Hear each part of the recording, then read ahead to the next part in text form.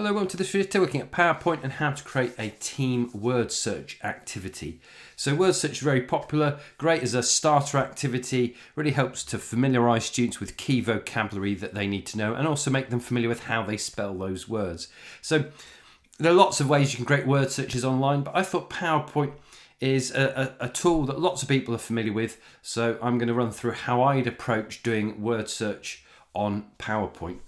So first off, what I've done is I've inserted lots of text boxes, and I know there'll be those of you looking going, they're not quite in alignment. I've tried my best, but What I would suggest as far as adding text boxes go, I'd suggest getting one nicely aligned and then using the Shift key, copying the boxes as you go. And then once you've got one row and you're happy with that one row, you can then copy and paste that one row, and then you can move it into position and you get the guides which tell you whether it's all lined up. So that's how I'd suggest you do it. That's how I've done it. Now it's all the same letter and you can change the letters later. The other thing that I've done, and this is similar to those who are familiar with the board game Battleship, is I've added some reference points. So we've got some key references down the left hand side and across the top there, so they can actually pick out a coordinate and say, if you're doing this in a classroom, you've got this on the projector or on the TV, you've got students in two teams and the team can pick out, you go around the room, a student picks out a coordinate, so it could be B3, and that selects potentially the first letter in a word. So that's what we've done. I've added the coordinates as text boxes across the top and down the left hand side, and then I've created one row which I've lined up, and then I've copied that row. Now you can see it's gone awry, so no need to put in the comments that it's not aligned. I know it's not aligned. I've tried my best, but it's as good as I can do for the purposes of this. So I've got my basic template there. I can then start to do some things to it.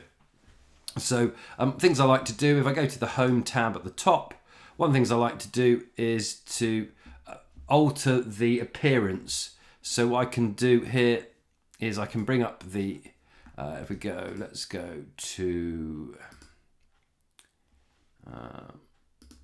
if I click on shape and right click on shape, I can look at the shape settings, which I can't find, format shape, there it is. So format shape, that brings up a sub menu there.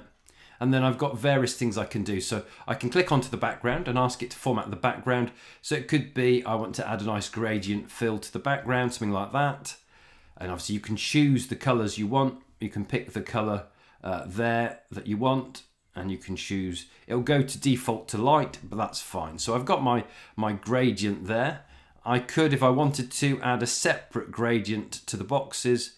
So if I position the cursor very carefully, I should be able to select those boxes, and I could choose maybe to remove the outline, and then I could choose to have a gradient fill, and I could fill around with that, and I could choose whereabouts exactly the gradient goes, and I could fiddle around with that as I wanted. So it looks a bit more interesting. At the moment we've lost the letters there, so again, if I position the cursor in the right spot, select that again, I can go back to the text and make those white text, and then they stand out nice and clear. So I've got my letters there, I've selected that.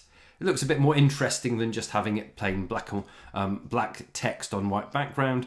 And I can do the same, I can get rid of the outlines on my coordinate boxes. Again, just tidying up a bit, so we'll go and remove the outline, no outline there. And we'll do the same here, no outline. And just gives it a bit of a cleaner look and feel. No outline. Oh, we missed one. We'll get rid of the outline on that one. So now we've got our coordinates down the sides. We've got our text boxes. We could add in the words we're going to find. So if I jump across to one I've already done, for the UK viewers old enough, you'd remember here's one I've done earlier, the classic Blue Peter line. So here's one I've done earlier. You can see we've got the letters in there. I've got my words I want to find. What you could do is you could add, in addition to that, you could add team A and team B, and you could have the words they find. You could add a score, updating them as they go along. So I think that looks quite nice. We've got some letters in there now. Yes, I've got an awful lot of A's because I haven't gone through and changed each letter. But the idea is you could change each letter. I think the other advantage of adding this sort of gradient effect is it does hide that the gaps aren't perfect. So it's quite a nice way of hiding those. So I've got my thing ready. That's now ready to go up onto the projection screen.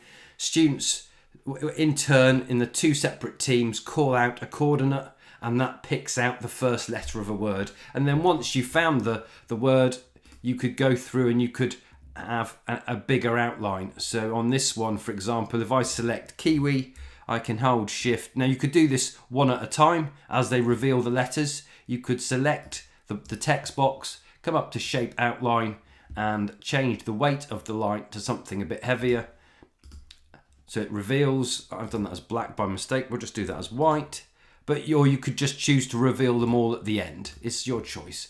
But I think just using the shape outline there just helps to make the selected words stand out. So there you have it, a way in which you can use PowerPoint to create a word search activity, and specifically to use this as a team-based activity where you've got the group in front of you and you're using the TV or the projector behind you. I've done lots of other things with PowerPoint. So if you're looking for ideas on how you can use PowerPoint with your students, whether that's creating resources or that they use, or you creating resources that you can use in the classroom similar to this, then do remember to click on the banner in the top right hand corner and you can watch my playlist on PowerPoint. Otherwise, I hope you found the video useful. Thanks for watching and join me again soon for more EdTech videos.